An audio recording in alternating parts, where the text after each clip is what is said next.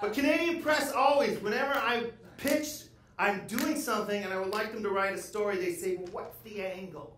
What's the slant? Why can't it just be us? Why can't it just be the talent? If you had Ewan McGregor, you wouldn't say, yeah, but Ewan, what's the slant? What are we going to talk about? Why can't it just be us and who we are, the comedians, you know? We have the famous ones, right? We have the legends. We have the make up your own nickname that no one's calling you once. What is he doing? That Canadian guy, Glenn Foster, you tour Canada only. Who are these people that are mentally deranged coming up to you going, you're that Canadian guy? But they're Canadian! He must have so much merchandise in his garage. Just collecting dust. We have the new ones. Congratulations to all the homegrown comedians. Yeah, it's great we still support that. We have the ones already that already have their foot in the door. I can tell some of you get that joke. Some of you will have to ask a friend later.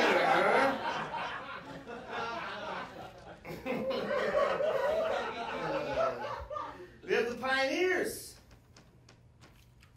We have the ones we like to call our own. And then we have the ones we wish would never fucking come home. We have the ones that kabbalikon, and we have, we also have this kind. Oh, went too far. It's a joke about women comedians. It's pretty funny. I'm going to let you guys catch up because it's a good one. To just say this kind. When I approached Just for Laughs with this idea, they were on board 100%. And the first thing they asked me was like, well, what American comedian should we get to host it? And I was like, no. I know you love getting Alonzo Borton to do everything, but I think it should be a Canadian entertainer talking about Canadian entertainment. That was a great Alonzo Borton joke as well. So if you guys are not in the know about this shit, then you should just leave. I'm not here to attack our industry. I'm not. I'm here to shine a light on our successes, our achievements. I don't want to talk much about the people who've left and started making real money. Let's talk about the ones that stayed and bask. They stay here and they bask in the glow that the Canadian public gives to 4 or 5 celebrities. Just got depressed. Our television industry is flourishing. Our stand-up clubs are spread up right across the country. We have improv at Second City. It's packed every night. And sketch troupes across the country are performing for their friends and family.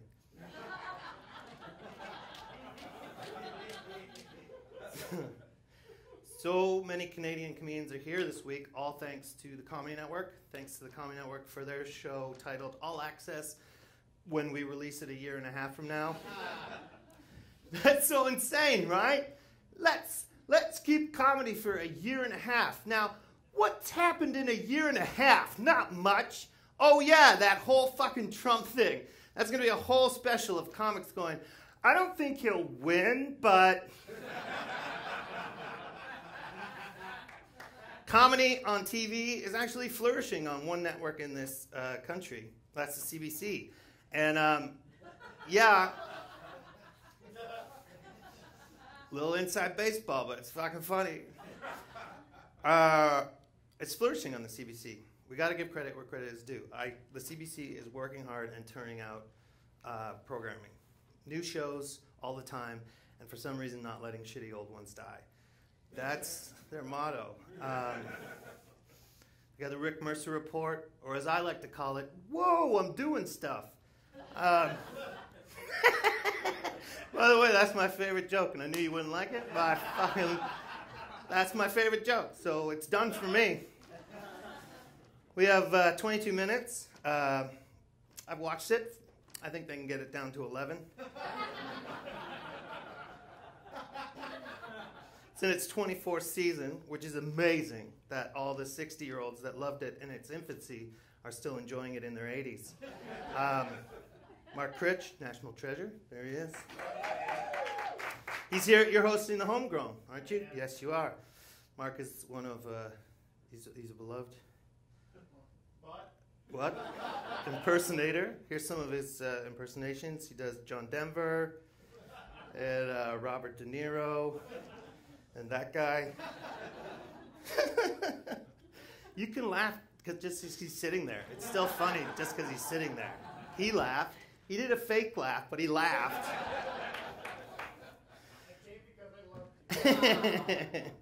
Baroness von Sketch. Huge, right? Huge. Starring Carolyn Taylor, Meredith McNeil, Aurora Brown, Jennifer Whalen. Yes! 4 women have a sketch show in Canada. Isn't that impressive? And what's even better for them, no one's ever going to tell them if it sucks.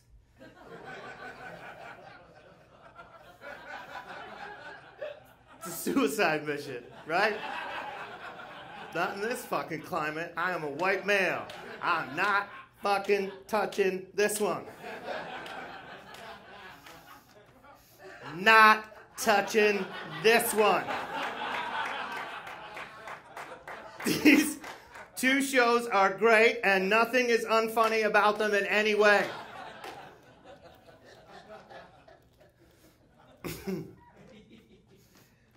Let's take a break for a second.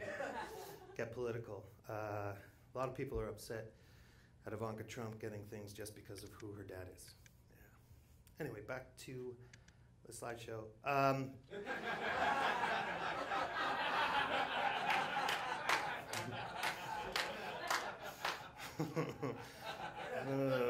course, you have Working Moms, Schitt's Creek. Working Moms, created by Catherine Reitman, and Schitt's Creek by Dan Levy.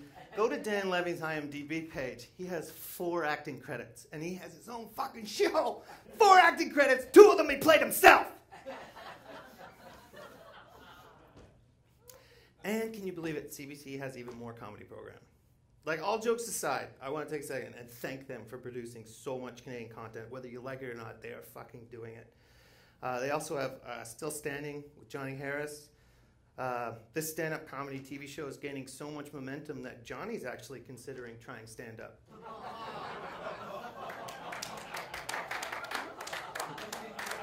I think my favorite thing so far are the anger claps.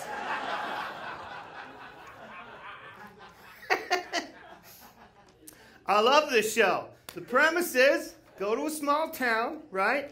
Make up a comedy show based on the town, but don't ever make fun of anyone or hurt anyone's feelings, right? Even if a town person is in the middle of downtown licking a dog's asshole, you just write a joke like, Murphy and his dog sure have fun. How much fun? Oh, just enough.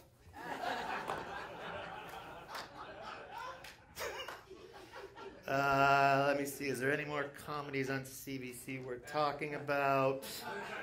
Nope. Guys, I only have like half hour. I can't go into this. No! Let's check in on what the other networks are doing. The good people at the Big Bang Network, Comedy Network, and the people at Bell, they have, stalled for a second, guys. They have Letterkenny and Beaverton. 2 shows the execs over there are beaming about and helped build from the ground up. If the ground had already been ready to build on, and a building was there, and people were inside that building enjoying Letterkenny and the Beaverton, and had been doing so for many years, then yes, they helped build it from the ground up. Some people say the Beaverton is just a rip-off of The Onion, but if you're going to rip it off, wouldn't you take the funny? It's just a bunch of unfinished sentences. Did you guys get these? 2 passport cases in the swag? I could never have enough passport cases!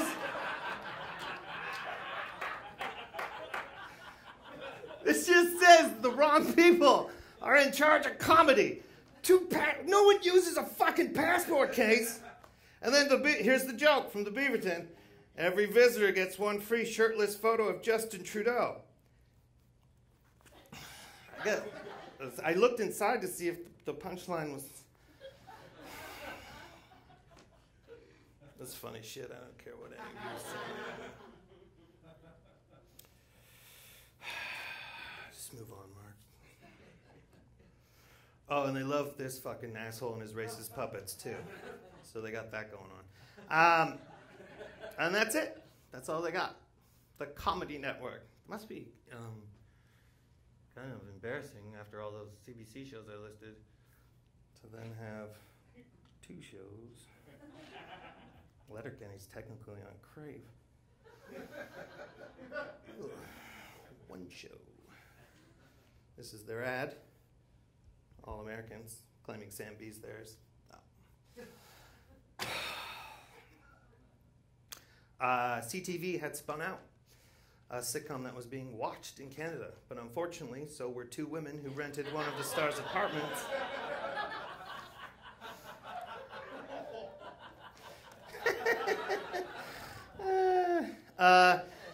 The show was doing so well at the time, it was going to air after the Super Bowl, and then the scandal broke. So CTV morally acted swiftly and removed it from the airwaves, and then aired it months later so they could still get their tax credits.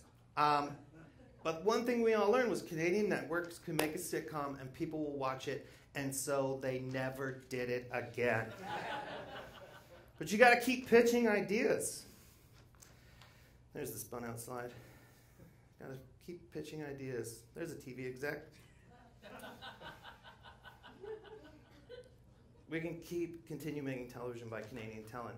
I waited 5 months to meet with an exec at a network, and she took a phone call instead of being in the meeting. And I wanted to get frustrated, but I didn't. I kept going, because look, I'm not going to shit on TV execs in this country. I do get it. It's a smaller market than the U.S. and much less money. And you have to have a success on a much higher ratio than States. I get this. I understand how hard that must be. So I understand, like, bringing back Corner Gas as a cartoon.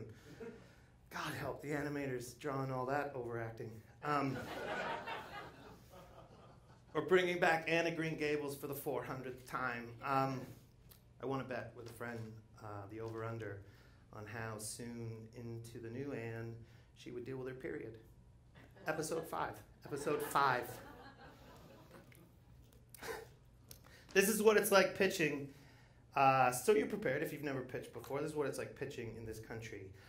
We're looking for a Veep, Always Sunny, Breaking Bad type of show, but Canadian and way less offensive, with no swearing and no references to race or religion or sexuality or drugs. Maybe some politics, but not Canadian politics. 2 women living together? Or how about 1 man, 1 woman, and 2 kids? Could one of the kids be a cat, and the man and woman should be married, and the 1 kid be adopted, or a ghost? Yeah, and they live on a farm in 1850 with their cat, who could also be a dog. And the dog can see the ghost kid, but the parents just think that the dog is crazy. Oh, that would be perfect. Can you make it? Yes. Yes, I can make that. Okay, well, we aren't making anything right now.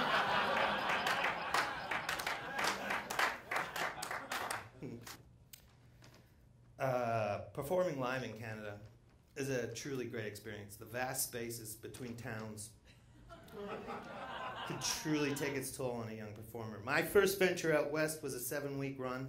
The first place I ever did stand-up outside of Toronto was Prince Albert, Saskatchewan, a town with a very large prison and a whole lot of racism.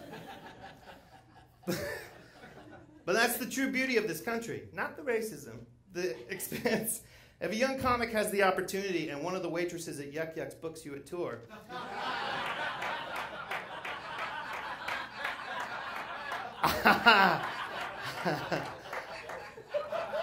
I would highly suggest taking it. Playing Prince Albert taught me things that Halifax didn't, and Halifax taught me things that Prince Albert didn't. Traveling this country can truly make you a much more rounded performer. Like in Kitchener, when the woman walked up on stage and threw a rubber chicken at me and walked out. Yeah, and Grand Prairie performing for 8 people in an airplane hangar, or in Ajax when I created a mob scene when I did my I hate this fucking crowd so I'm going to whip out my dick bit. That's a true story, unfortunately. Stand-up is going strong in all the clubs across Canada. More comics than there is stage time, so I can see why they'd still be paying their talent what they did in 1980. Yuck Yucks has 14 clubs listed on their website, but that could change at any moment. One could pop up in here for a couple of hours and then just close down before the headliner starts. Who knows? Of course, Yuck Yucks was started by Mr. Sunshine, Mark Breslin. That's his nickname. Everybody's been calling it for years. He's just so lovable. Yuck Yucks is run like the mafia in that you have to pledge loyalty to the boss. But the one big difference is at Yuck Yucks, it's rare for someone to kill. Fuck you guys. Yucks comics can't laugh at themselves. You got Absolute Comedy now with 3 clubs in Ontario. Some of the easiest crowds to make laugh in the world. It's I don't know where they ship them in from. Those clubs have kept at least 30 to 40 comics from having to realize they suck. I had that at 10 to 15 and someone told me to up it. So I was being kind. There's great clubs, independent clubs. Rumors, Comedy in Winnipeg, Comedy Mix in Vancouver, Laugh Shop in Calgary, Comedy Nest in Montreal, and the Comedy Works, Comic Strip in Edmonton. It's amazing how much comedy. I got to speak about one place, though. Comedy Bar in Toronto, run by Gary Rideout Jr. I wish we had one of these in every city. It's truly unbelievable. 7 nights a week, comedy every single night, 2 rooms, sometimes 6 shows going a night. It's the real deal. I love going there to see people create, and I love going there to see people fucking fail. But it's just, if you're ever in Toronto, that's where you should go if you're a real comedy fan, in my opinion. And I made light of it off the top, but we have so many amazing comics who just happen to have vaginas.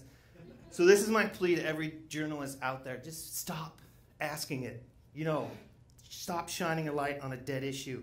We're comics. Some of us are good, some of us suck, but it has absolutely nothing to do with our gender. Do your job, do your research, and ask better fucking questions of these talented women. So tired of it. Festivals right across the country are growing every year. This one in Montreal is doing okay. JFL 42 in Toronto. No one's sure of the significance of the number 42, but one theory is that if you take that number and subtract it from itself, that's the amount local comics are paid to open for the Americans they bring in.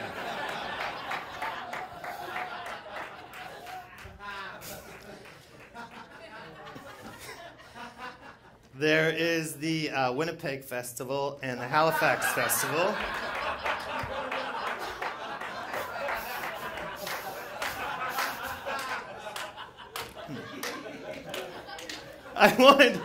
I wanted to do the Halifax Festival this year, and they told me I didn't have enough material.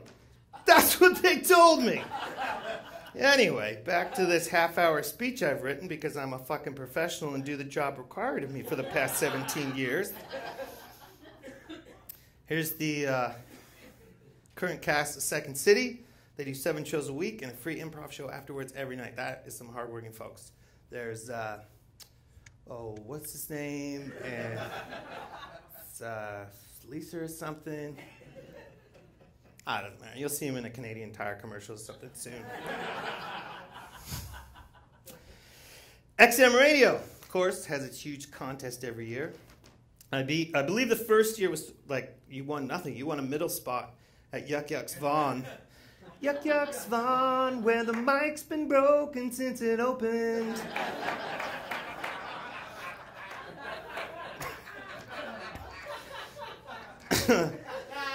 Now if you win, it's insane. You get 3 Just for Laughs festival performances, Montreal, Vancouver, and Toronto, an appearance on the Comedy Network's Just for Laughs All Access, and $25,000.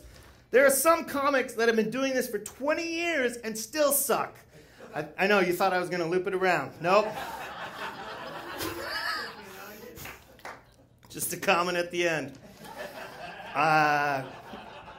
Sadly, somewhere in the dungeon of Bell Media, someone has made the decision to start re-airing Comedy Nows.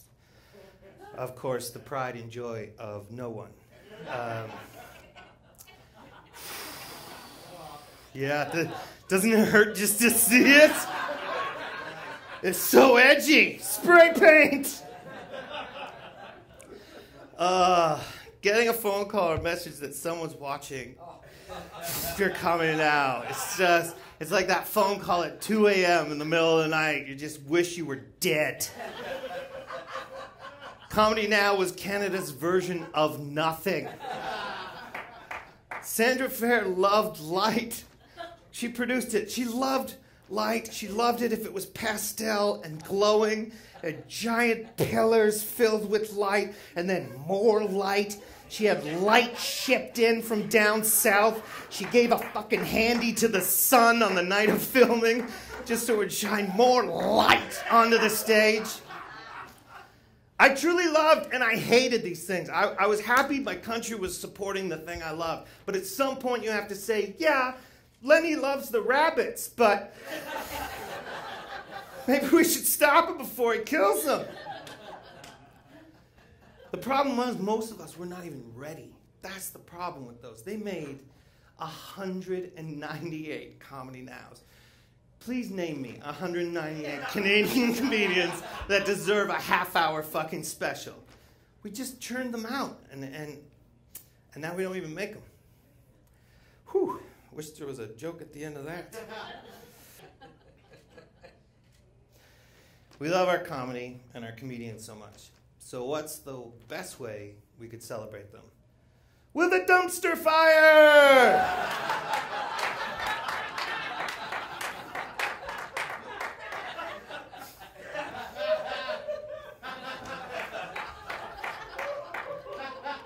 What a train wreck. This has been the Canadian Comedy Awards for 17 years. This fucking train has been smashing into itself.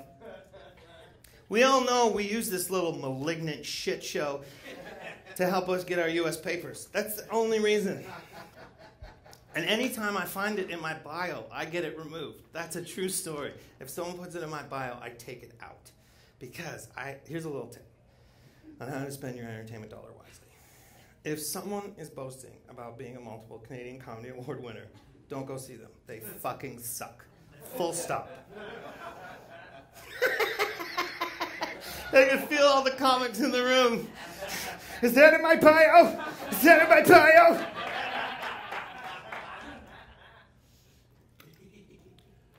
Ron Sparks has 32 nominations. 32 nominations. Household name, Ron Sparks. Never takes his 7 minutes anywhere out of Toronto. 32 nominations. So I rest my case. That's fine. You guys don't want to go there? That's fine. It's all right. I think Funny Business, Yuck Yuck's company, now owns the Canadian Comedy Awards. So that can only mean great things are ahead once someone else buys it off them. There he is. Yeah. Tim Progosh, everybody. Remember when I was talking about the Comedy Bar and what a great place it is? This dude walked right in and punched the guy I was talking about right in the face. Because no one was going to his Canadian Comedy Awards party to watch him get drunk and punch other people in the face.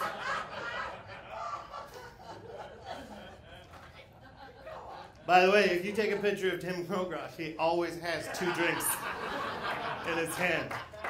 When he punched Gary, he got him wet.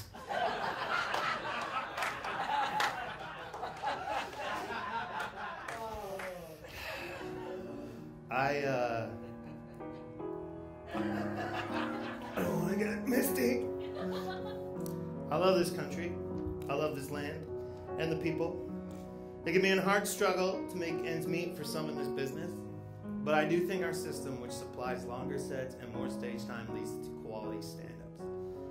Our writers continue to struggle as our CRTC seems to want to make it even more difficult for us to tell our stories. But I think it's because we're constantly riding our fucking bikes in the mud in this country that makes us stronger. So that when we go down in the States and we finally get to ride our bike on the pavement, we're able to stand out and shine amongst the thousands of other performers. I say we keep doing what we're doing, and I truly hope the networks who are creating keep creating. I hope the ones doing less get inspired to make more. We have so many different types of comedians and talents in this country. Let's appreciate them while they're here, not just when their success tells it's okay to do so. Thank you so much, and I truly hope we can do this again next year. Thank you. Thanks, guys. Thanks for coming. I appreciate it.